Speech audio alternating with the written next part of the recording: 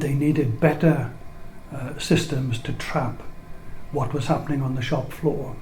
Until that point, all production reports, as they were called, were handwritten with carbon paper, 6 copies of every report. One went to wages department, one went to accounts, one went to the production scheduling department.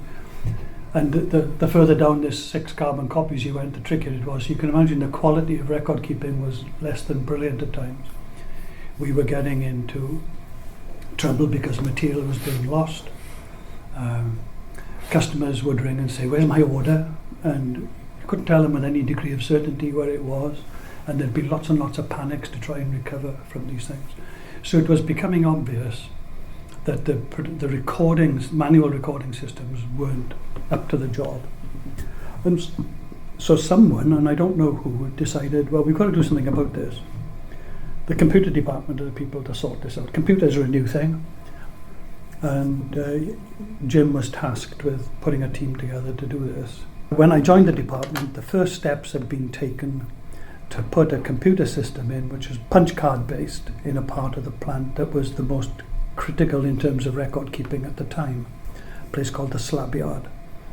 And a slab yard deals with pieces of steel that weigh on average 15 to 20 tons. They're about 15 feet long, 4 or 5 feet wide and 6 feet thick, and they all look the same. So it's easy to lose track of which is which. It's a very dirty job, but it's absolutely critical. And the solution to this in 1965 had been designed, and it was designed around producing a punch card every time one of these slabs was produced in one part of the plant, and retaining that until the slab that it referred to moved on to the next stage, and that punch card became the input to the next stage. And so the punch cards that were left represented the stock, and there were probably 3,000 or 4,000 of these things in stock. And keeping stock in a steel plant these things are worth hundreds of pounds a piece. So knowing how many you've got and which ones they are and who they're for, because they're all made for a specific customer by this point. They're targeted at a particular customer. That was becoming the big challenge. 1966 we're talking about, Yeah. are we? So at that time there was IBM coming over from the USA.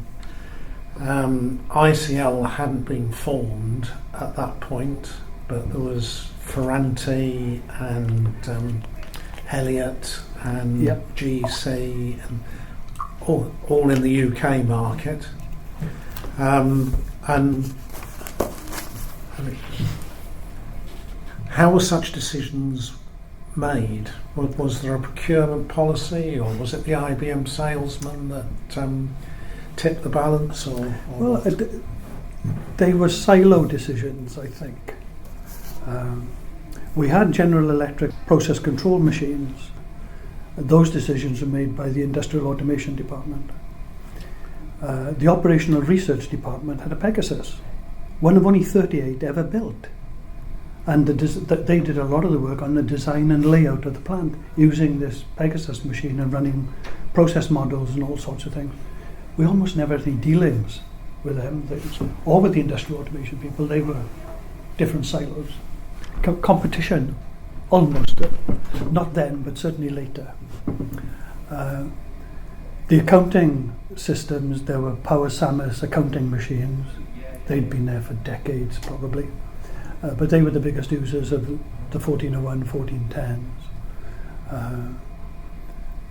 And the policy, there was clearly a policy decision at some point that the mainframes, the computer center, was going to be IBM.